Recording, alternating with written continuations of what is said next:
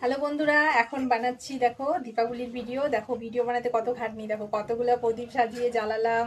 তারপরে এই দেখো কত কিছু সাজিয়েছি। একটু দূরে যাও। তারপরে দেখো নিজে সাজতে 2 ঘন্টা লেগেছে। এই যে আরো নট টট সব মানে এই যে খুলে ফেলেছি।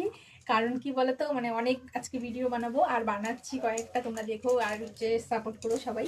তো দেখো ভিডিও বানাতে কত খাটনি, দেখো রেডি হতে 2 ঘন্টা, তারপরে ভিডিও বানাতে 2 ঘন্টা, তারপরে তো আরো কাজটা সেরে সব তো মানে করো অনেকটাই সময় লেগে। আর তোমরা তো ভাবো খালি সারাদিন মনে ভিডিওই বানাই, আর ভিডিও বানাতে কোনো খাটনি নেই। দেখেছো ভিডিও বানাতে কত খাটনি।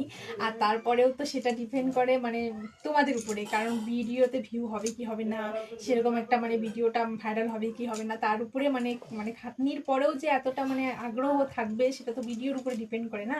তারপরেও যদি সেই ভিডিওটা একটু ভিউ না হয়, একটু লাইক কমেন্ট শেয়ার না হয়, তাহলে কি আর ভালো লাগে ভিডিও বানাতে বলো? তো দেখো কতটা খাটনি করে এই দুটো ভিডিওর জন্য এতটা খাটনি করেছি 2-3 ঘন্টা থেকে। তারপরেও দেখো, এই দেখো উপরে দেখো মাহির বাবা কত সুন্দর করে সাজিয়ে, উপরটা দেখাও একটু ভালো করে। এই দেখো উপরটা সাজাতে কত টাইম লেগেছে। তারপরে মানে মাহির বাবা সব রেডি করে দিয়েছে সাজিয়ে।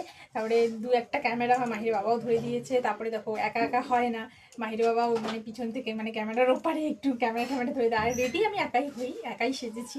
তো কেমন লাগছে অবশ্যই বলো আমাকে, বুঝলে? আর এই যে এখন ভিডিও বানাচ্ছি, ঠিক আছে? তো টাটা, দেখাচ্ছে নেক্সট ভিডিওতে। দাও।